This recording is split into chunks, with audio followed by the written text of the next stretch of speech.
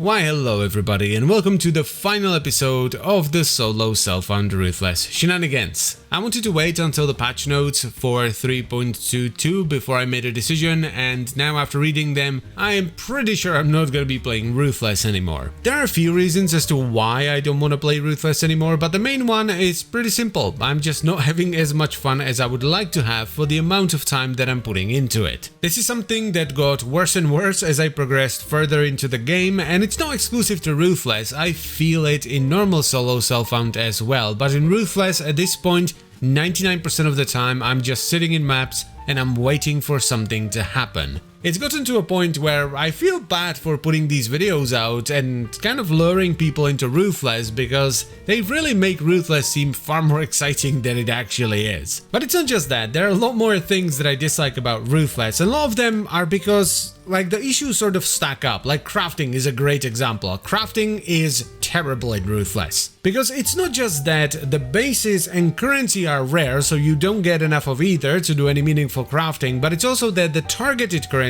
is limited to unrolled items and you don't have a crafting bench. One of these things would be fine, but when you put all of them together, it makes it almost impossible to get gear upgrades, because the item you make has to be more specific because you can't finish it with a crafting bench, but you have to do it with significantly less currency than in the normal game. And I don't even know what they were thinking when they changed influence items, but just in case you don't know, in Ruthless, if an influence item loses all its influenced mods, it loses the influence and you can't get it back.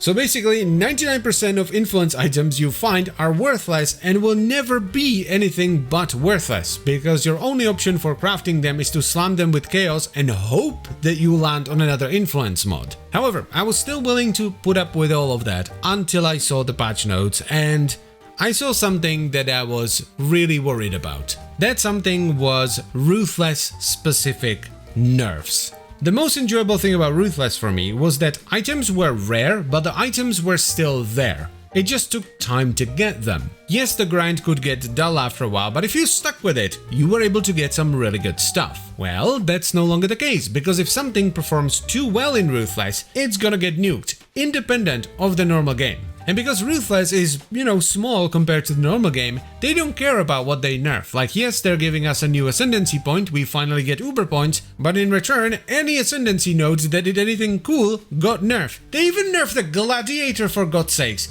The Gladiator! And these are not small nerfs either. They just straight up removed the 20% more physical damage over time for gratuitous violence. So the way I see it is that it's only a matter of time before Chris decides that, oh, this skill gem scales too well, so let's remove the scaling on that, or this uni gives you too much stuff, so we're just gonna nerf it or remove it from Ruthless altogether, and that's just not the game I want to play. I don't want to go through 2 layers of nerfs every league. Now, don't get me wrong, I enjoyed my time in Ruthless. It was fun, and I'm also not saying that no one should ever play Ruthless. What I'm saying is that it's just not for me. So for the last time, I thank you very much for watching. I hope you enjoyed this series, even though it was cut short, because I know I did. It was pretty fun to put together, and I will see you some other time.